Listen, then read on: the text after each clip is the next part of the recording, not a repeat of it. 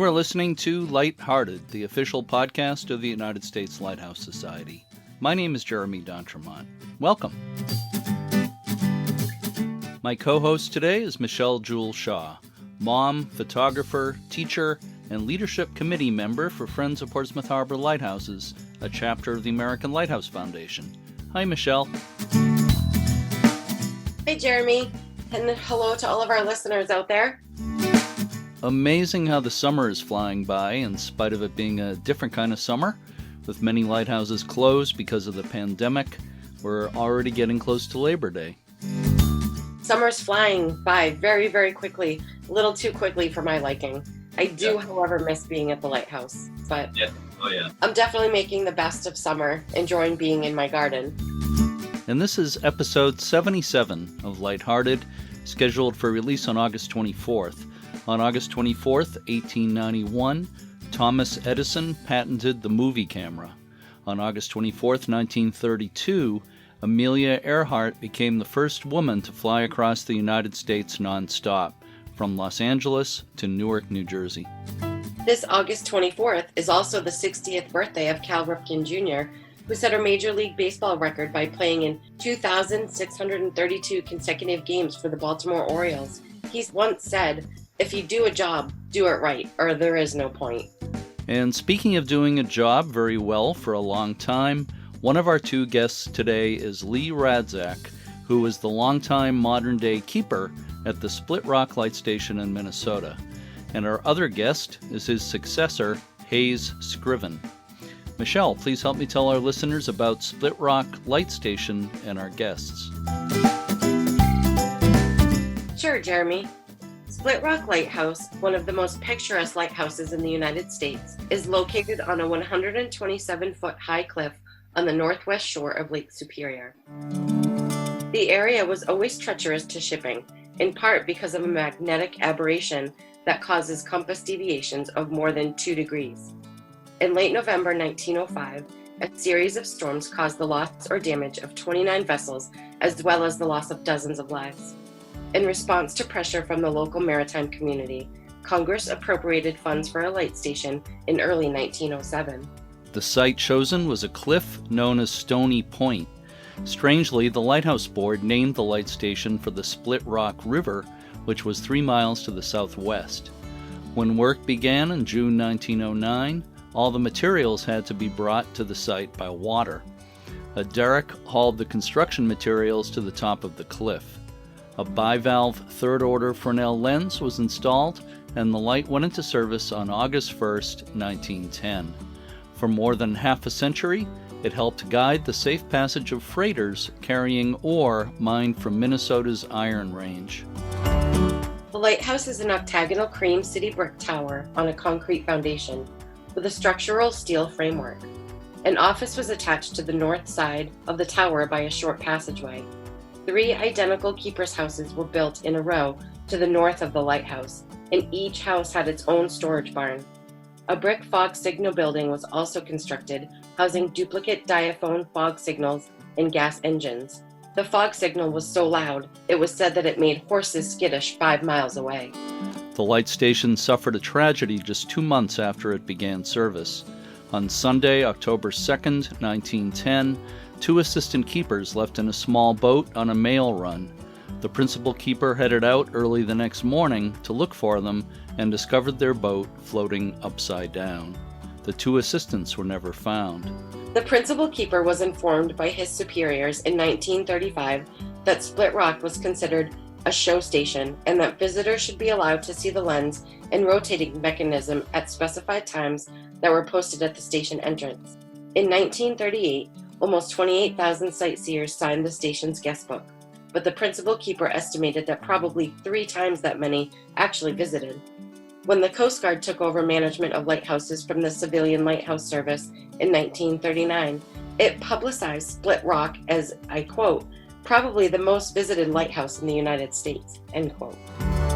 When the station was converted to electric power in 1941, the brightness of the light was downgraded from 1.2 million candle power to 450,000. By the late 1960s, advances in other forms of navigation led the Coast Guard to deem the lighthouse obsolete, and it was discontinued as an official aid. Ownership was transferred to the state of Minnesota in 1971. The Minnesota Historical Society administers the 25-acre historic site.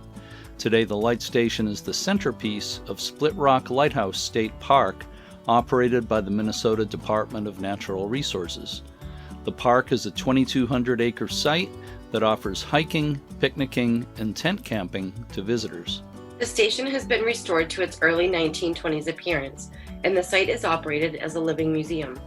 The Visitor Center was opened in 1986 and greatly expanded in 2003. The light station is one of the most popular tourist attractions in the state of Minnesota, with well over 150,000 visitors each year. Lee Radzak became the lighthouse site manager in November 1982 and moved with his wife Jane into one of the 3 keepers' houses near the lighthouse. Not too long after that, a son and then a daughter were born. Lee Radzak served as a board member of the American Lighthouse Council.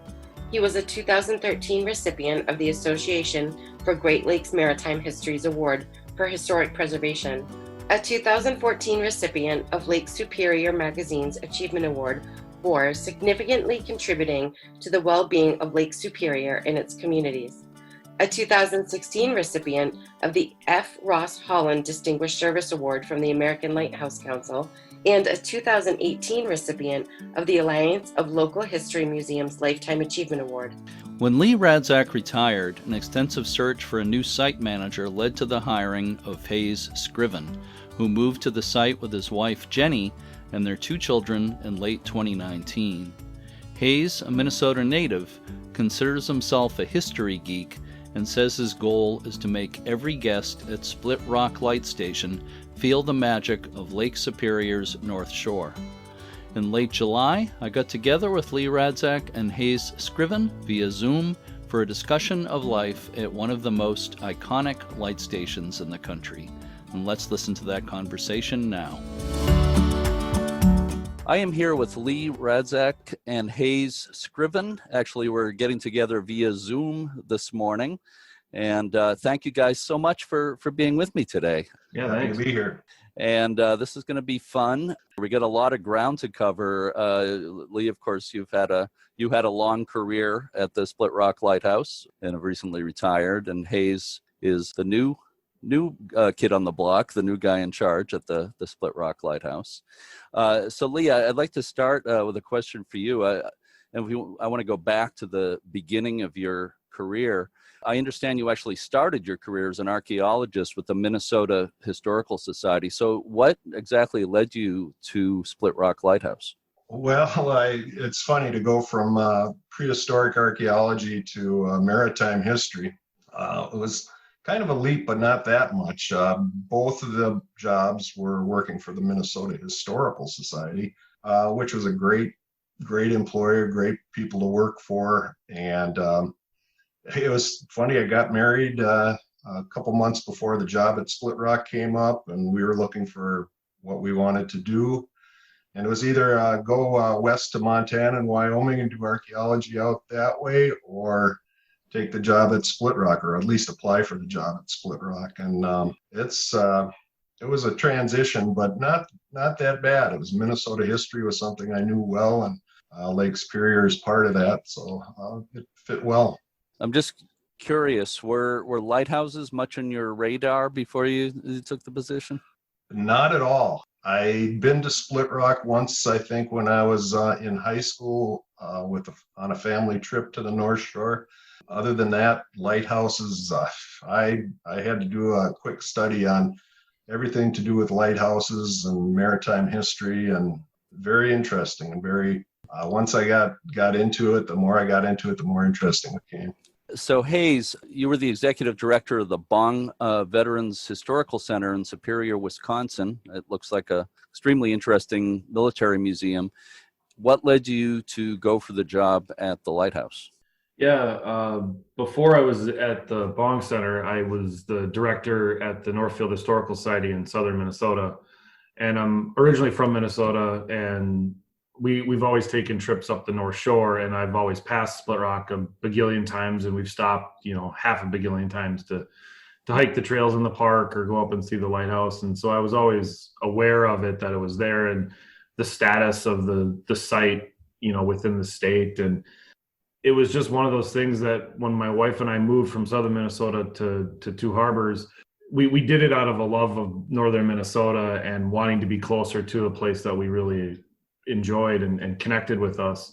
I got to know Lee through actually trivia, and heard that he was retiring, and it was like, I don't think I'm qualified for the job. I'll just throw my hat in the ring because it's Split Rock. Like, it's one of the best places in Minnesota, and see what happens. And the site's always had a little special place in my heart, and it's just one of those things that I just couldn't pass up to try and see what happened. And lo and behold, a few months later, I'm sitting here. So I understand. Well, you just kind of said, partly answered my next question. The lighthouse has some personal meaning for you, but can you expand on that maybe a little bit?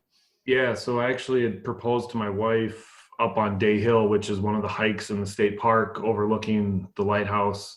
It was the lighthouse and the lake that has a special connection with us, and just the whole North Shore as a whole has a really special place in our beliefs in our life. And we go to the Boundary Waters every year. We've done that for many years. Exploring the North Shore, northern Minnesota, is just really part of who we are. And after I got the job, I had actually found out from my parents that my mom showed me this picture, and it was me as a 2-year-old standing at the base of the lighthouse in 1985. And Lee, so nicely pointed out that he probably came up and talked to me. And you remember that very well, right, Hayes? Oh yeah, totally. But the lighthouse has had just kind of a strange connection for me, and I know it does for everybody that seems to come up here and visit, that there's some connection with the lighthouse and the lake that keeps drawing people back. And for me, it's just it seems to be this amazing culmination of all the things that we believe in and want to believe in, and just being here now is just a huge blessing. And remind me, Hayes, when exactly did you move in there? Yep. So I started on November 1st. First day on site was November 10th, which is an important day for a lot of things. And then we moved in on January, actually on my son's birthday on January 23rd, because he wanted to wake up at the lighthouse on his birthday. So we did that. Okay. And in an article I read recently, it described you waking up in the house for the first time. And can you say a little bit about that? Yeah, that was one of those magical moments that I know Lee's probably had a ton of times. But we were going to bed that first night, and my wife was pulling the shades. I said, I want to wake up and look at the lake. And so we left the shades open, and I woke up, and I literally sat up in bed, and I saw this bald eagle flying at the house. And I was like, oh my gosh, and it kept getting bigger and bigger. And then it flew right over the top of the house. And it was just like one of those things, like, I can't believe that just happened. And I can't believe I just woke up here to see that. So yeah, it's been a fun ride for sure so far. Yeah. Maybe I'm wrong, but I'll bet you didn't actually say, oh my gosh, when that happened. No, my wife doesn't like it when I cuss in the morning. So I probably said it in my head. Okay. But again, it's a G-rated podcast, so we should probably leave that alone. Hayes, did you come into the job thinking about what big shoes you had to fill, considering that you're coming in after someone who was there for almost 4 decades and has a national reputation in the lighthouse world? It still scares the living bejeebas out of me. And having Lee in this Zoom call is making me nervous.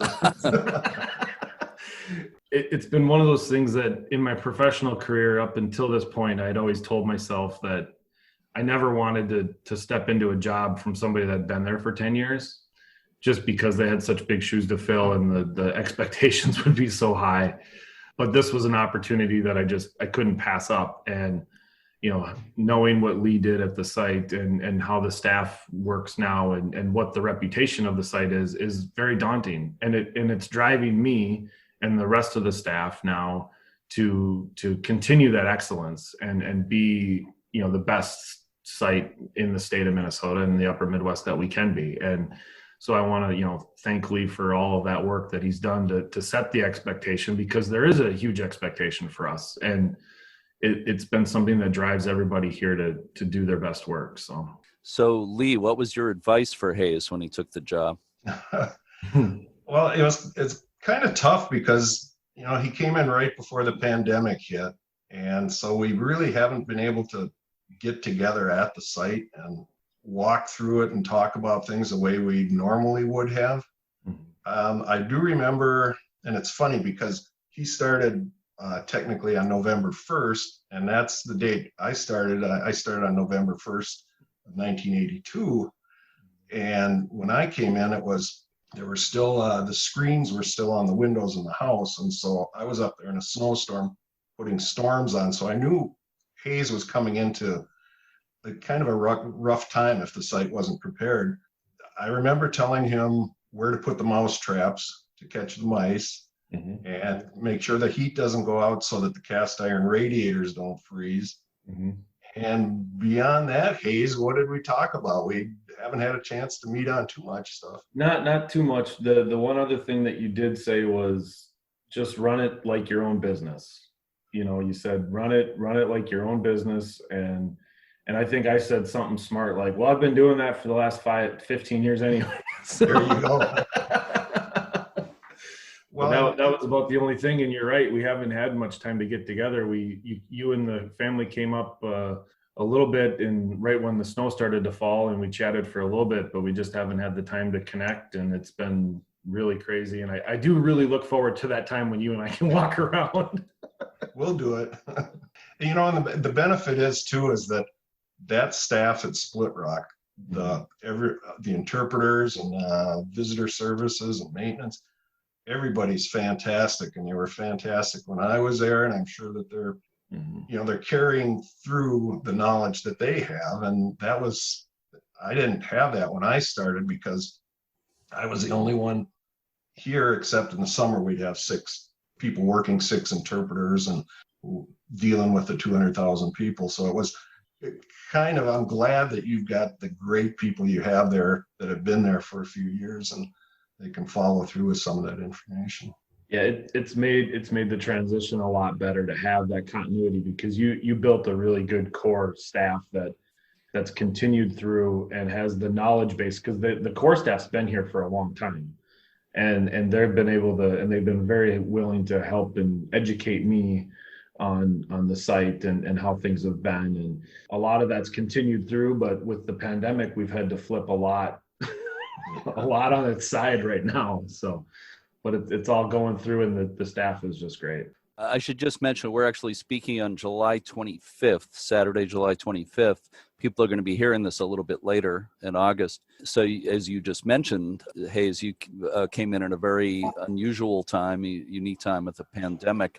The opening of the lighthouse was delayed. It just actually opened a week ago, right? And things are operating very differently, to say the least. How's that going at this point?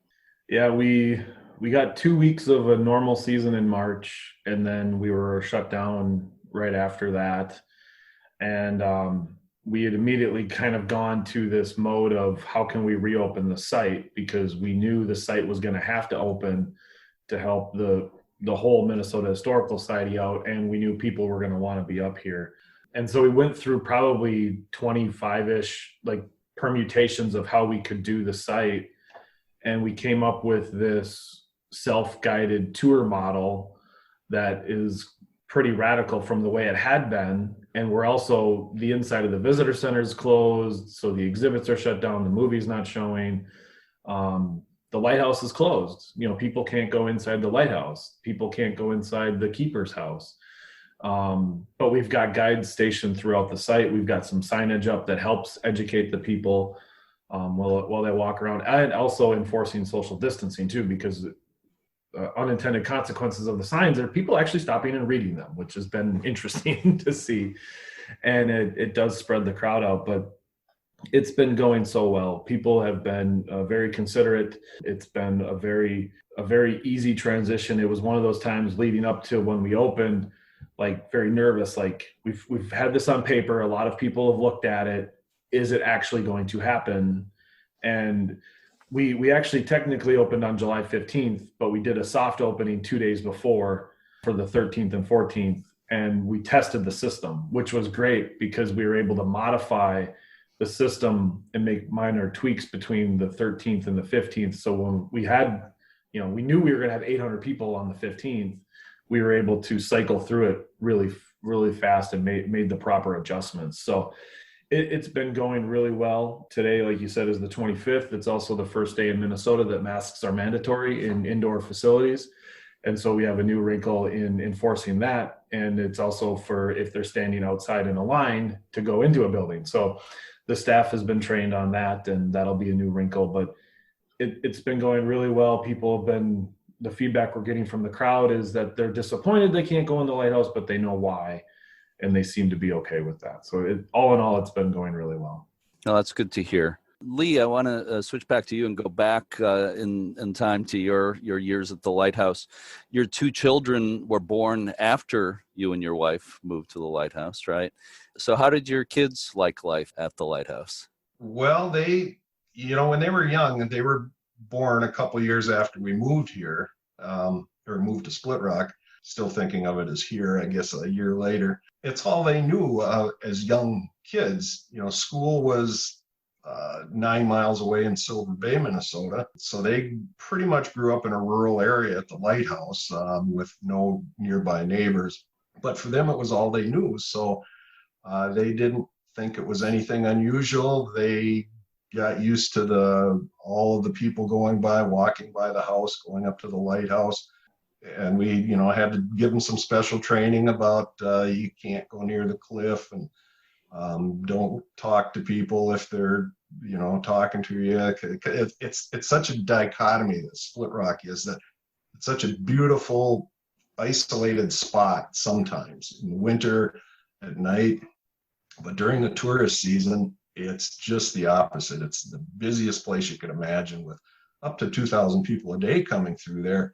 And so they had to get used to that and a little bit of training on that. But as they grew older and into their teens, and they realized what a special spot it was to live, our son ended up working in the state park for DNR, and our daughter ended up majoring in environmental studies. And I think that was because of growing up at a lighthouse on the edge of Lakes Pier in the middle of the state park. It was pretty special to him. Hayes, our son, got proposed to his wife at the lighthouse too a few years back, and now they're married and living in Indiana, so he's landlocked down there. Yeah, they're both in their mid-30s now, and it's always going to be with them. It's something that you can't take away from them. I'll bet there's been a lot of proposals and weddings at the lighthouse over the years. How many of those did you see in your years there, Lee? You probably have no idea. Oh, a lot. It happened so often that Gloria, our museum store manager, made up a postcard with a picture of the lighthouse, and it said something like, "We got engaged at Split Rock." And every time we heard about that, we'd congratulate them and give them a postcard so they'd have a memory of that. And proposals and weddings. And we had for a while, we allowed weddings at the lighthouse, and that became so problematic that we had to cut it out. And I don't know, Hayes, how you're going to deal with that in the future, but no wedding. Okay. It's just it's just one more step into chaotic behavior there. We've had 3 proposals in 10 days, so it's the first day we opened, and then one in the middle, and then just one a day and a half ago. So wow. So Hayes, you also have 2 children, right? So how are your wife and kids liking it there so far? They're just in their element. They love the outdoors, and to have the state park surrounding us and all the acreage is great. Like Lee's kids, we've had to give them some training on when to engage with people and when not to. And also my son is quite an adventurer, and the first few weeks we were here, we kept telling him, we had to tell him, you can go out and explore and do stuff. And he told me, he came back one day and he goes, "Yeah, Dad, I finally went out and walked the trail, and I walked down to the construction site." And I was like, which construction site? Because there's one 3 miles away. How far did you go? And we found out later he didn't walk actually that far, but it was far enough where we had to tell him, okay, like maybe just stay within the rough area and, stay away from the cliff. And also have been trying to remind my children that they have to pick up their bikes and everything all the time. You don't want them leaving them out in the yard, and just being respectful to the visitors that they're around.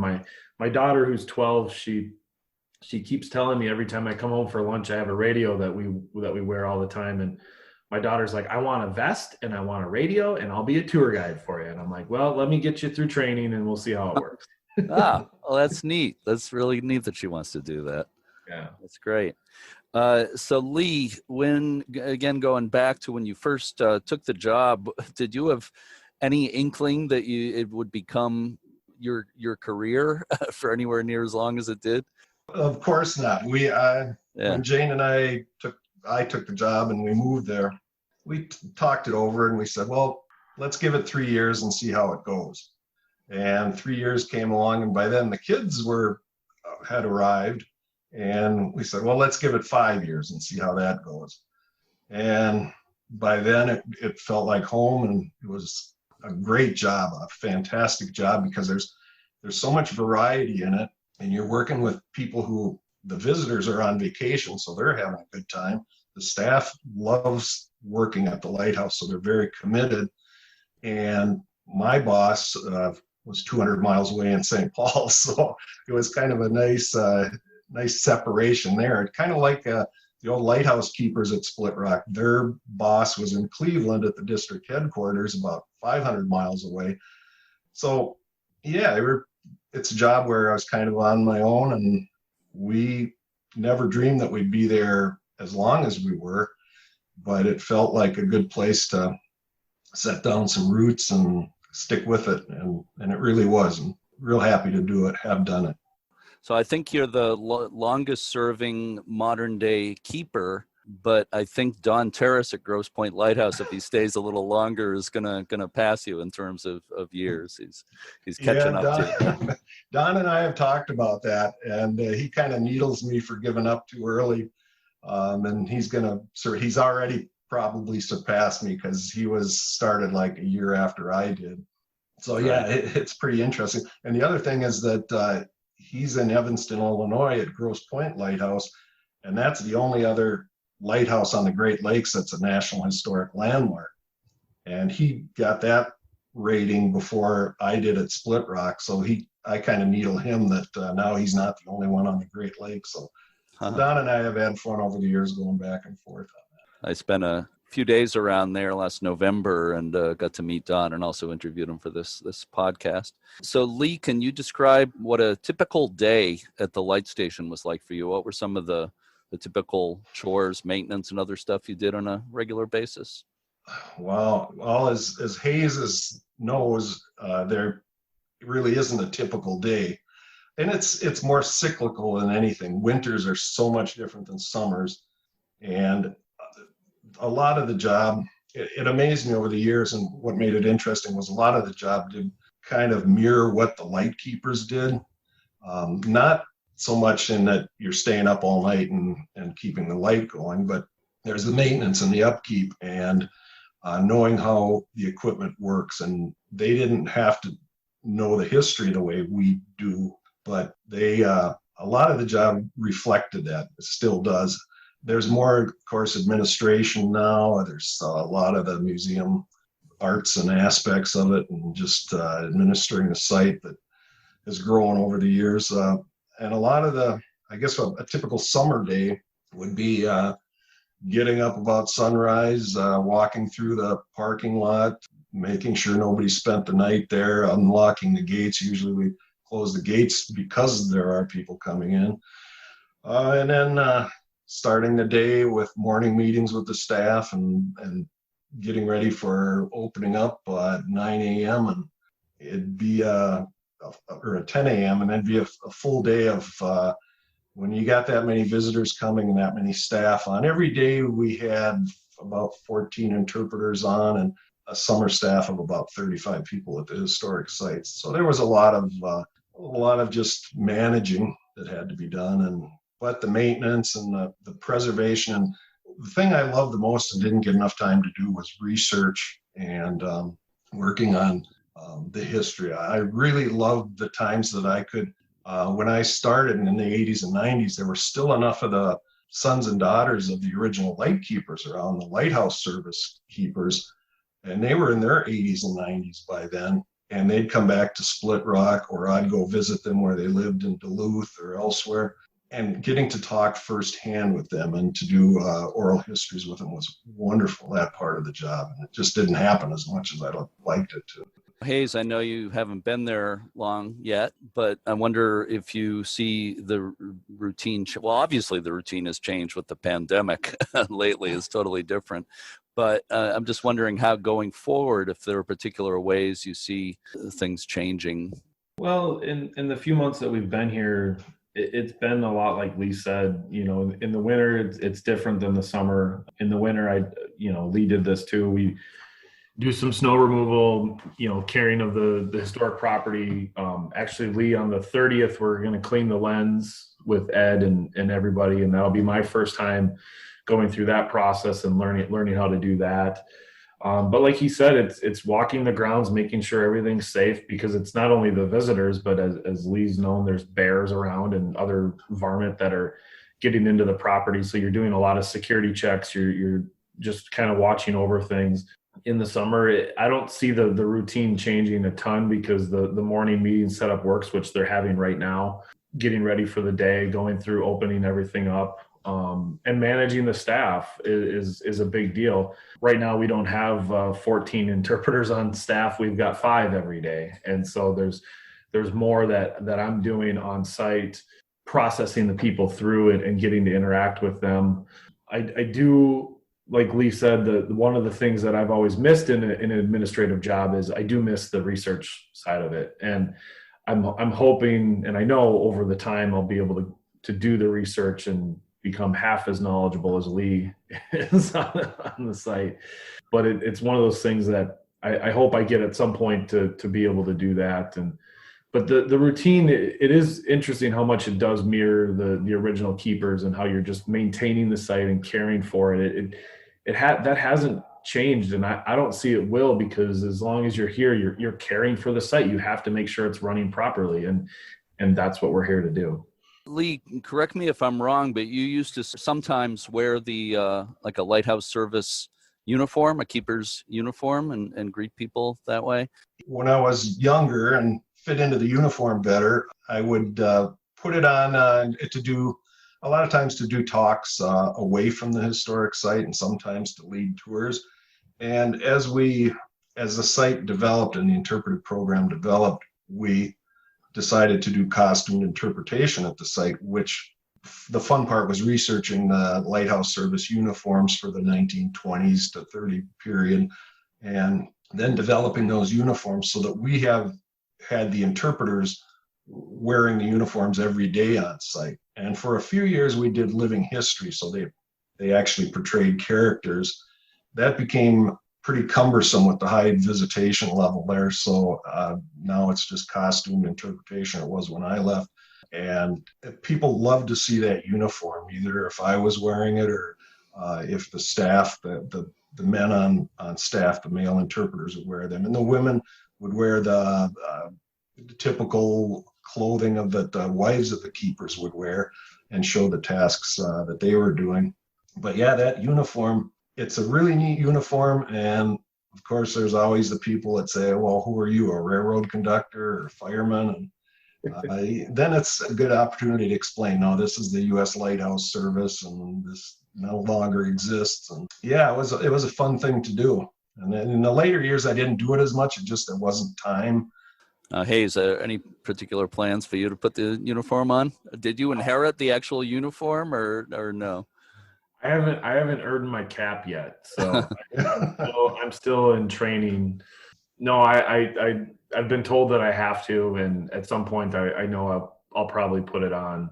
But this year with the pandemic, we have suspended the costume interpreting just because we want the staff to feel comfortable in what they're doing. But we do plan on bringing back at least the lighthouse keepers, because what's a lighthouse without a lighthouse keeper on site? It's one of those things that people kind of connect with. And I think that'll always be around.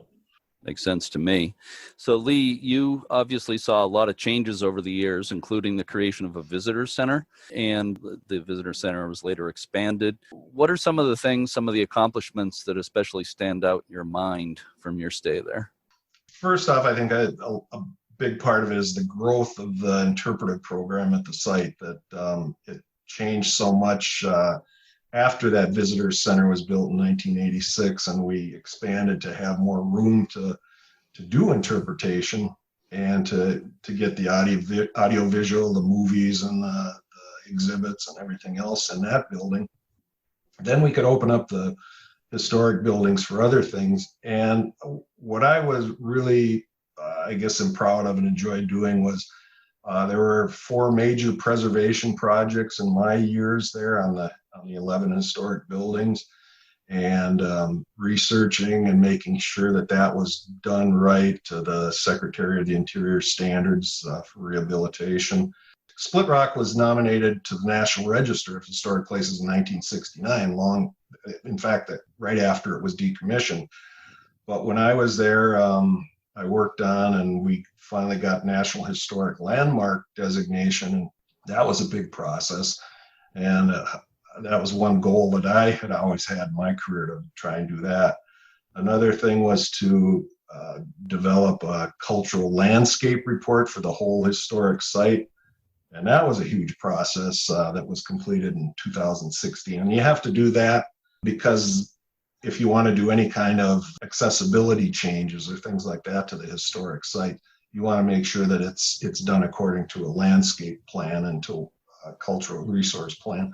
So that was a big thing. But I think seeing the changes to the site over all those years, especially in the 80s and 90s, where we went from just me and my wife being there and doing everything in the winter that needed to be done, and then having such a small staff and having to help out with the interpretation and everything else in the early days, to how it grew after the visitor center was built and the funding increased and we were able to do so many more things. And that's what made it such an interesting job, is it changed so much over time. And now this pandemic is kind of a kick in the pants for Hayes, because it's going backwards now for him and he's got to deal with that. That'll turn around. So I'd like to talk a little bit about the lens in the lighthouse. Third order Fresnel lens still in place, but deactivated as an aid to navigation in 1969. As to the best of my knowledge, it's the only Fresnel lens in the United States that still rotates on a mercury float. And I have a 2-part question, but what kind of maintenance is done on that lens and rotating mechanism to keep it in good working order? And the second part of that question is there any danger from the mercury? Hayes, you're looking at me like you want me to answer this. Oh yeah, you're answering this, Lee. You've done this longer than I have, so. I'll start out. We're very fortunate that when the Coast Guard decommissioned the site and walked away from it in 1969, they deeded it over to the state of Minnesota. But the weird thing is that unlike most lighthouses, they left the whole lens assembly and working apparatus in place in the tower. So we got permission from them. We asked if it's okay to run it for special observances or events. And they answered back and said, yeah, as long as you don't run it on a regular basis, because if you did that, you'd have to have it listed as a private aid to navigation. And then we'd have to be up every night winding the weights, because it's the original pulley and weight system and it floats on the mercury bearing. There's actually about 6 quarts of mercury in the float right below the third order lens. Over the years I was there, I was involved and we did 4 lens assessments, and we brought in lampists, Joe Cocking and Nick Johnson and Jim Woodward. They were some of the guys at different times that looked at the lens and assessed it. And we actually, in 2009, before the centennial for the lighthouse, we opened up the float assembly, drained out the mercury, all hazmated up and cleaned out that whole thing. They inspected the bearings, and made sure everything was working right, and put it back together. And so it does work, everything except the 1,000-watt light bulb, which would have been a kerosene lamp in 2010. Everything else works the way it would have in its active years, that our interpreters will go up during the day and they would have wound the weights every day and kept it rotating at least. without the light being lit. So it does work, and we still keep it working. Kept it working every day. Sorry, Hayes, I keep going into the present instead of the past. You're fine. But it's amazing to see that thing work and to have that working. The mercury, as far as being a hazard, we went through a lot of steps with the Minnesota Department of Health, PCA, to make sure we were protecting everybody. We actually got it's called a Lumex monitor, and it apparently came from the Russian Navy, who used it on submarines. It was a sniffer that sniffed for mercury vapors. And we went through everything in the lighthouse and around the building and made sure that there aren't any fumes or off-gassing from the lens. And there's only one little spot between the float in the lens and the outside bowl, and it's a very thin spot where you pour the mercury in, and that little eighth of an inch, quarter inch is exposed to the air. And so what we did from research was we poured in mineral oil on top of that to seal that from being exposed to the air, so it wouldn't evaporate in the tower. There was historic research from the early keepers that every once in a while, every so many years, they'd have to add a pint of mercury because it would evaporate. So that hasn't been an issue, and it was something that the protection of that lens assembly was always so important. The protection of the sight, I think, is the biggest, most important thing, more than the interpretation or anything. The preservation and protection of sight was always foremost in my mind, being there. And it'd get you up in the middle of the night when you heard voices out on site, see lights flashing or people wandering around or shooting off fireworks or whatever. You're up in a minute checking that stuff out.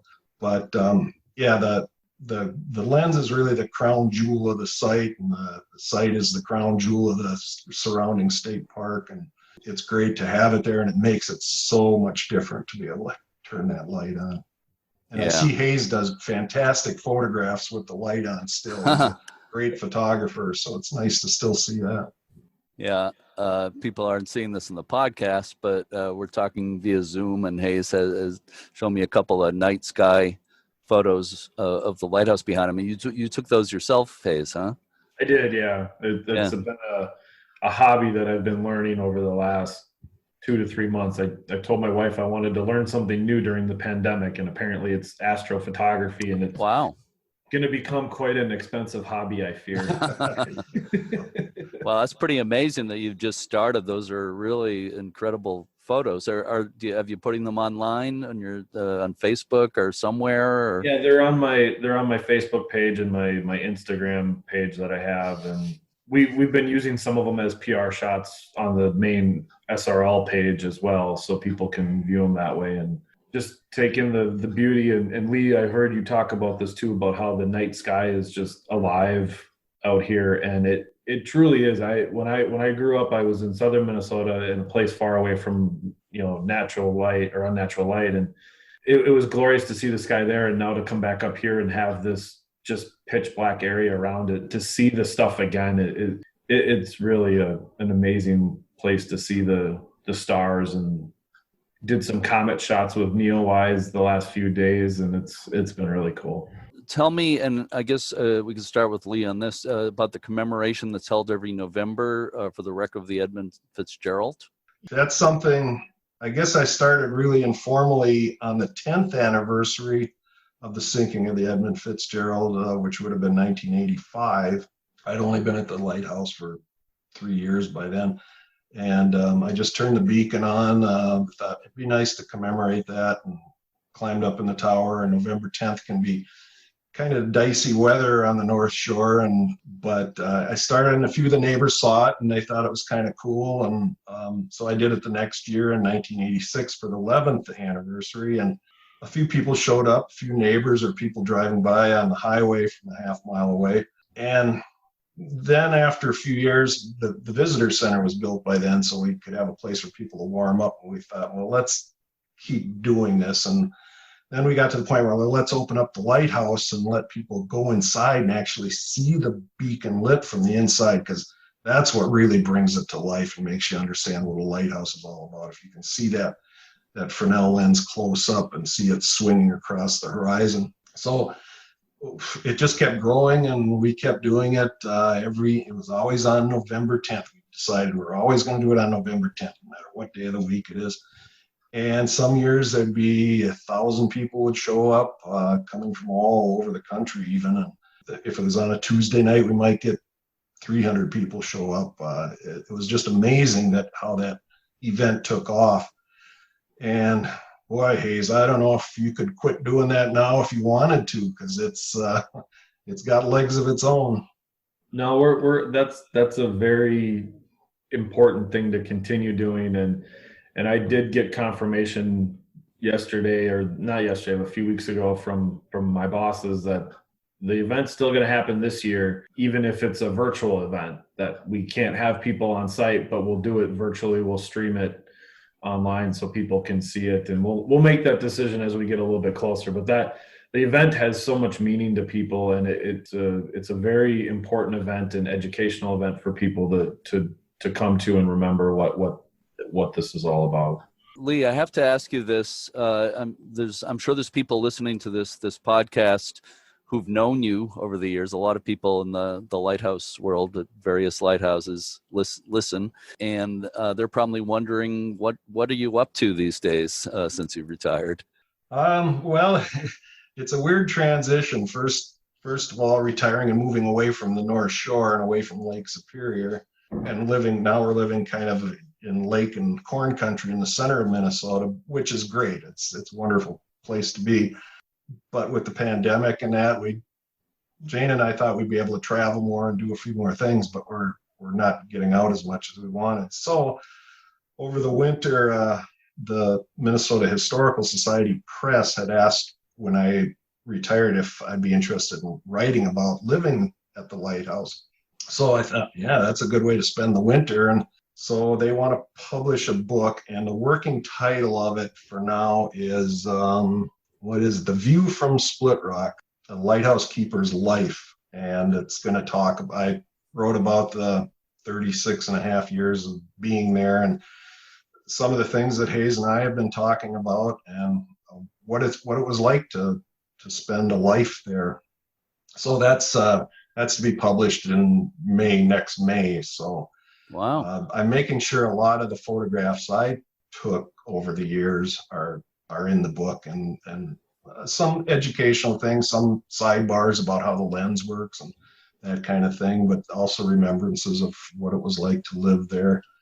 And yeah, we'll see how that goes, but it's an interesting process to dredge all those years up again and think about them and talk about them and put it all together. So that's fantastic. Yeah, so that's been keeping me pretty busy. Yeah, well, put me down for a signed copy, please. Will do. Yeah, and who's going to play you in the movie? What did somebody say? Maybe a young William Hurt, and I don't see it, but I don't know.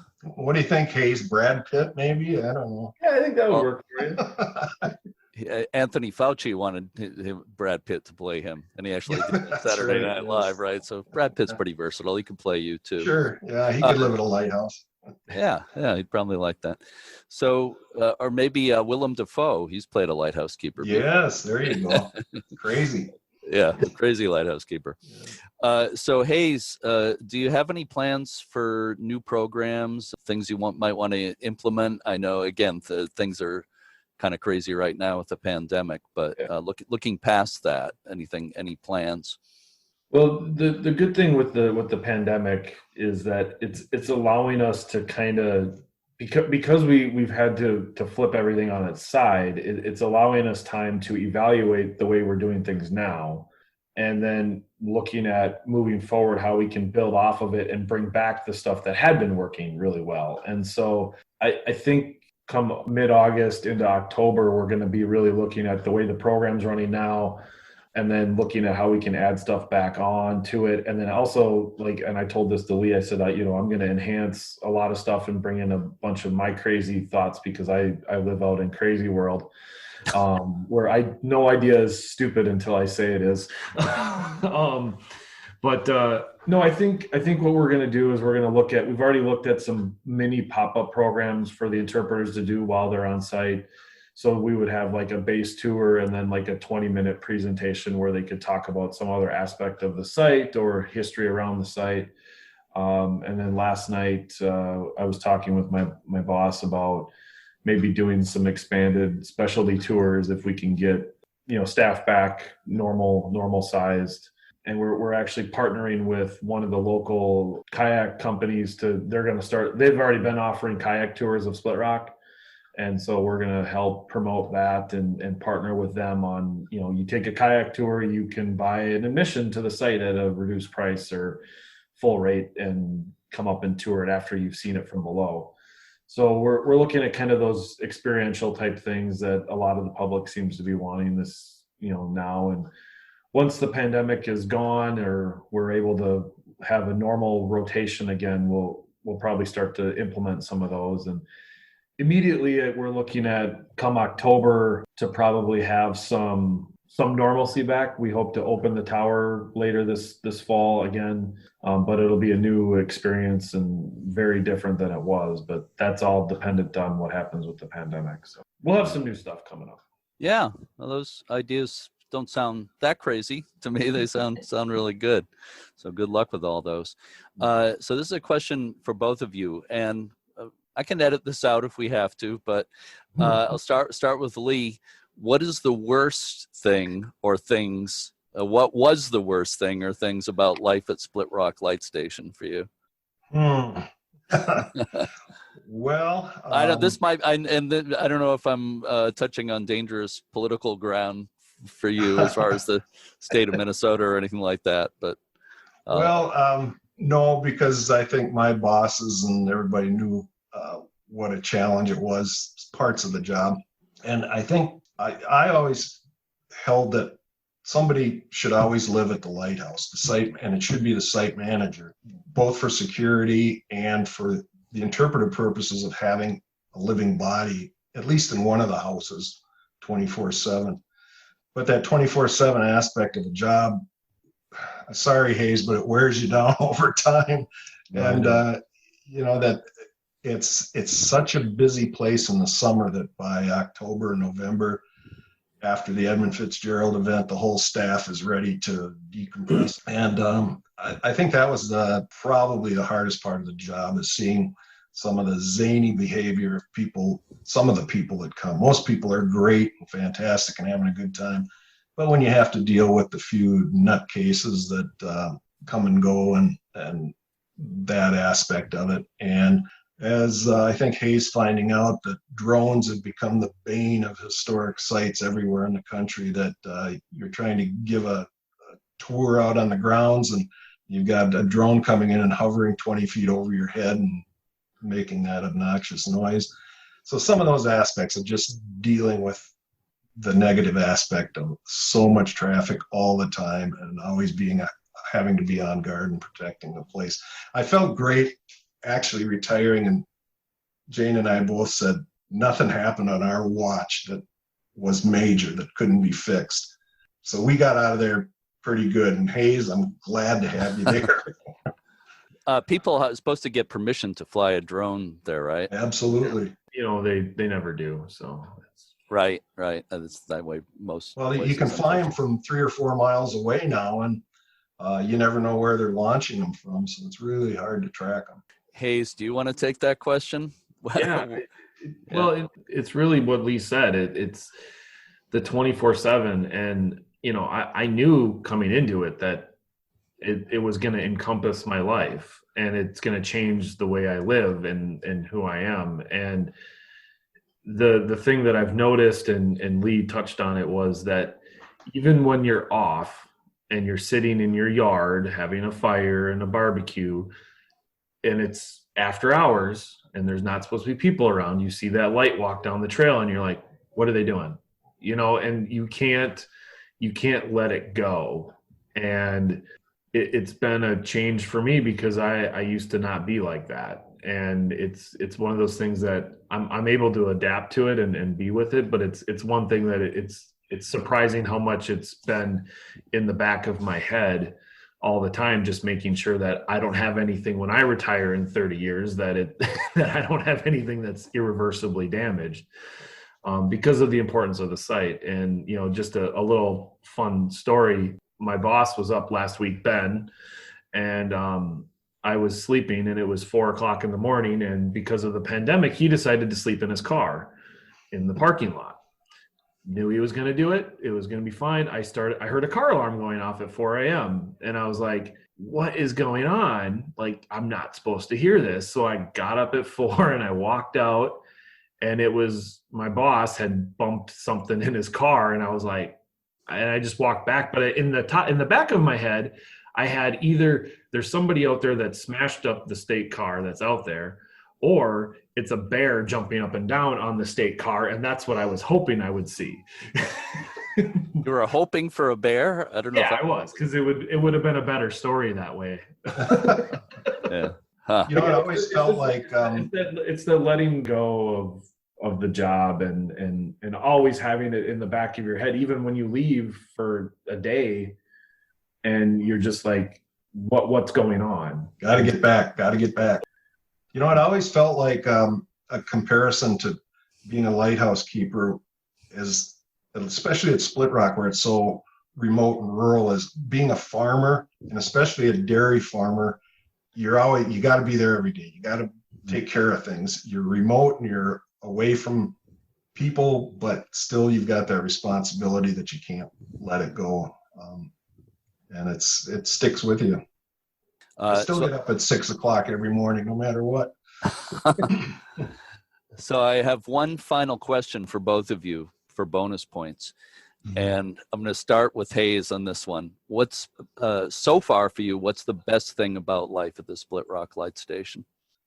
The fact that you live in such a historic place and you can feel that history like around you. You can feel the people that have come before you, and that it is a special place. Like there's a feeling about it that stuff happened here and it mattered, and that I'm continuing that tradition, and the staff is continuing that tradition. I think that's the piece that I really, when it comes down into my heart, that's what matters to me, because I love history, obviously. And when you touch a piece of history, you're always like this, you get those goosebumps and you're like, this is the coolest thing I've ever held in my hand. And now I'm living around that, and you can just feel that. And the other day I learned about, the trees by the storage barns that were planted by the original keepers. And like to look at that and be like,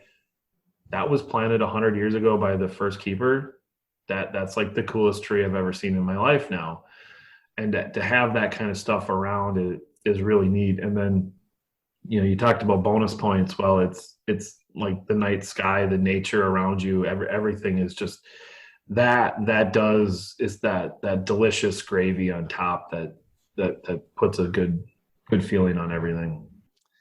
Lee, do you want to take that question? What was the best thing for you? Yeah, and I got to agree with Hayes that the connection to the history was so right there.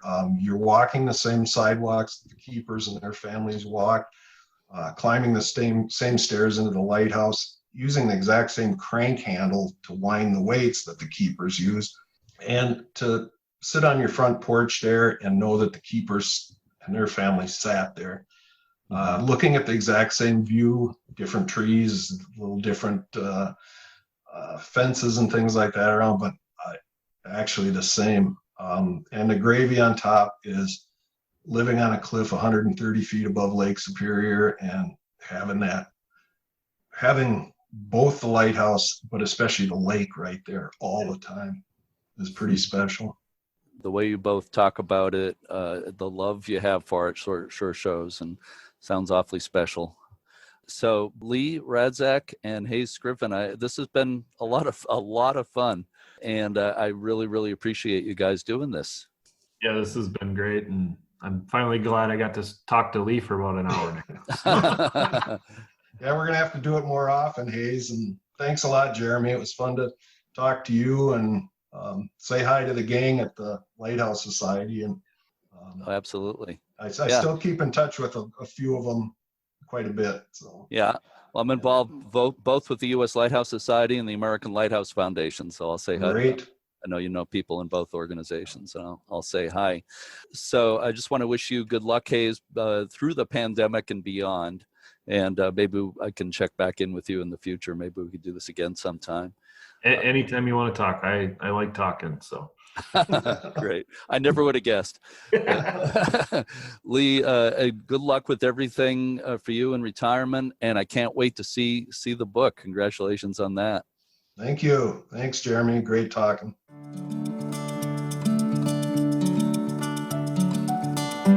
Lee Radzak's stint of almost 37 years as the modern-day resident keeper at Split Rock Light Station is really remarkable. The first keeper at Split Rock, Orrin Young, also known as Pete Young, was in charge for the civilian lighthouse service for 18 years.